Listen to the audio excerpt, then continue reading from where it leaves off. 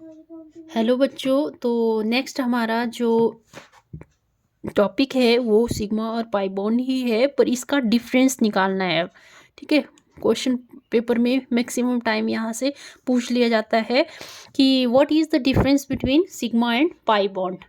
तो क्या क्या डिफरेंस है ये वैसे मैंने पहले भी आपको बता दिया, बट फिर से बता देती हूँ। Sigma bond end to end overlapping होती है अलोंग द इंटरन्यूक्लियर एक्सिस, और जो पाई बॉन्ड है, पाई बॉन्ड में क्या होता है, जो ओवरलैपिंग होती है वो साइड वाइज ओवरलैपिंग होती है, जिसको हम लेटरल ओवरलैपिंग भी बोलते हैं। तो कैसे लिखेंगे?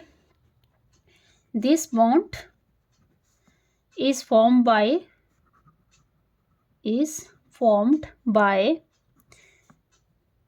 And to end overlapping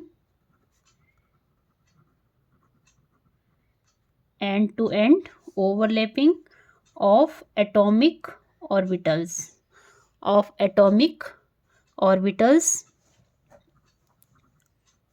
along the internuclear axis।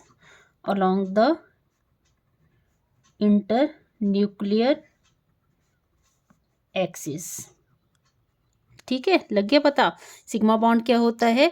इसमें ओवरलैपिंग जो है वो एंड टू एंड ओवरलैपिंग होती है और अलोंग द इंटरन्यूक्लियर एक्सिस होती है। और जो पाई बॉन्ड है, इसमें जो बॉन्ड फॉर्म होता है वो साइड वाइज ओवरलैपिंग होती है। This bond is form by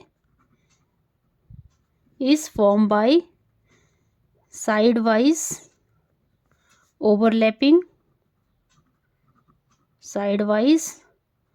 overlapping of atomic orbitals। ठीक है, साइड वाइज ओवरलैपिंग हो रही है इसमें। ये आ गया आपका फर्स्ट डिफरेंस। सेकंड डिफरेंस क्या है? सेकंड डिफरेंस है कि जो ओवरलैपिंग है, जैसे एस ओवरलैपिंग है, तो इसमें बहुत ज़्यादा मैक्सिमम क्या कर सकते हैं हम, मैक्सिमम ओवरलैपिंग होती है। मतलब एक्सटेंड और ऑफ ओवरलैपिंग जो है वो लार्ज होती है, तभी ये सिग्मा बॉन्ड क्या होता है, स्ट्रॉन्ग बॉन्ड होता है। जबकि आपको देखना पाई बॉन्ड जो पी ऑर्बिटल हैं, इसमें जो ओवरलैपिंग है वो बिल्कुल थोड़ी होती है। देखो यहाँ पे बिल्कुल थोड़ी सी ओवरलैपिंग होती है, जिसकी वजह से ओवरलैपिंग का जो एक्सटेंड है, जहाँ तक उसको पहुँचना चाहिए था वहाँ तक नहीं हो पाता, ये थोड़ा ही रह पाता है। मतलब जो ओवरलैपिंग है बहुत कम हो पाती है, जिसकी वजह से ये जो पाई बॉन्ड है ये वीक रह जाता है। तो कैसे लिखेंगे? The extent of overlapping is large, therefore sigma bond is a strong bond। sigma bond is a strong bond। ठीक है, और इसमें एक्सटेंट ऑफ, इसका उल्टा लिख लेना, the extent of overlapping is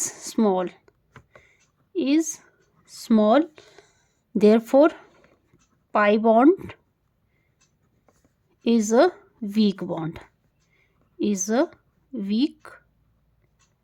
bond। Pi bond कैसा बनता है? वीक बॉन्ड बनता है।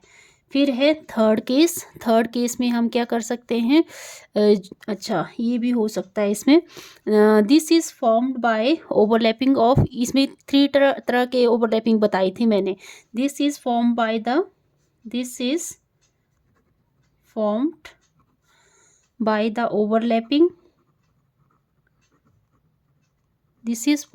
ओवरलैपिंग किसके बीच में? बिटवीन SP और PP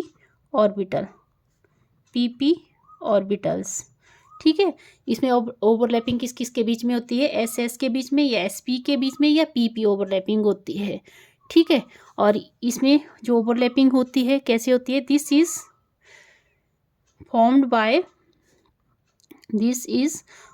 बाय कैसे फॉर्म होती है? PP में ही होती है overlapping. Form by overlap of PP orbitals only. P orbitals में ही ओवरलैपिंग होती है, जैसे मैंने आपको बताया। ठीक है। और थर्ड केस है कि जो ये देखो, ये जो सिग्मा बॉन्ड बन रहा है इसमें एस की पार्टिसिपेशन है। ठीक है, एस की इसमें पार्टिसिपेट कर रहा है। और क्या हो सकता है इसमें, हाँ, ये बहुत इंपॉर्टेंट डिफरेंस है ये वाला। This can be free rotation, this there there can be free rotation of atoms around sigma bond। ठीक है, यहाँ पे फ्री रोटेशन होती है, मतलब रोटेट कर सकता है कहीं को भी एटम। पर जो पाई बॉन्ड हो गया, मतलब डबल होगा, तो यहाँ पे रोटेशन होना बहुत मुश्किल है। अगर रोटेशन करेंगे भी तो ये बॉन्ड क्या हो जाएंगे, ब्रेक हो जाएंगे। तो इसमें लिख सकते हैं free rotation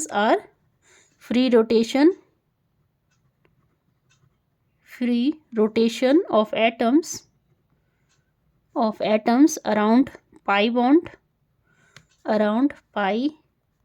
bond is not possible। ठीक है, अगर रोटेशन करेंगे भी तो क्या हो जाएगा, ये जो बॉन्ड है वो ब्रेक हो जाएगा। ठीक है।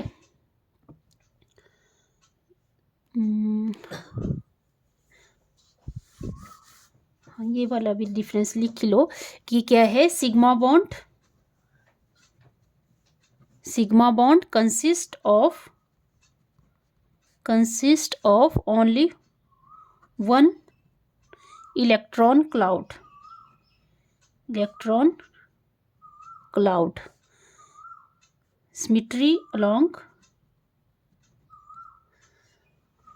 symmetrical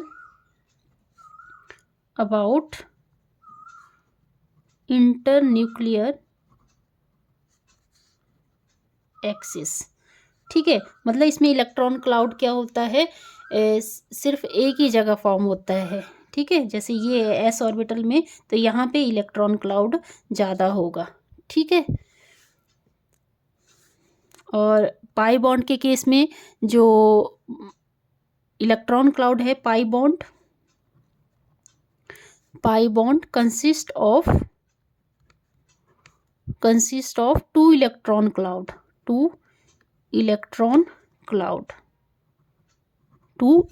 clouds, one above the plane of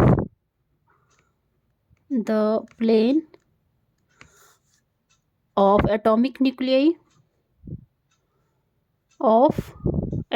nuclei and other below it। जैसे कि हमने क्या बनाया था, पी के बीच में जब हमने ओवरलैपिंग करवाई थी, तो इसमें जो क्लाउड था वो कैसे फॉर्म हुआ था, मतलब यहाँ पे ओवरलैपिंग हुई थी, यहाँ पे ओवरलैपिंग हुई थी, तो क्लाउड कैसे फॉर्म हुआ था, एक अबव द प्लेन फॉर्म हुआ था, एक बिलो द प्लेन फॉर्म हुआ था। तो आई होप आपको ये 5 डिफरेंस समझ आ गए होंगे सिग्मा और पाई बॉन्ड के बीच में। तो इसी के साथ वीडियो को फिनिश करते हैं। Thank you. अगर आपका को वीडियो अच्छा लगा तो प्लीज़ लाइक करें, शेयर करें, सब्सक्राइब करें।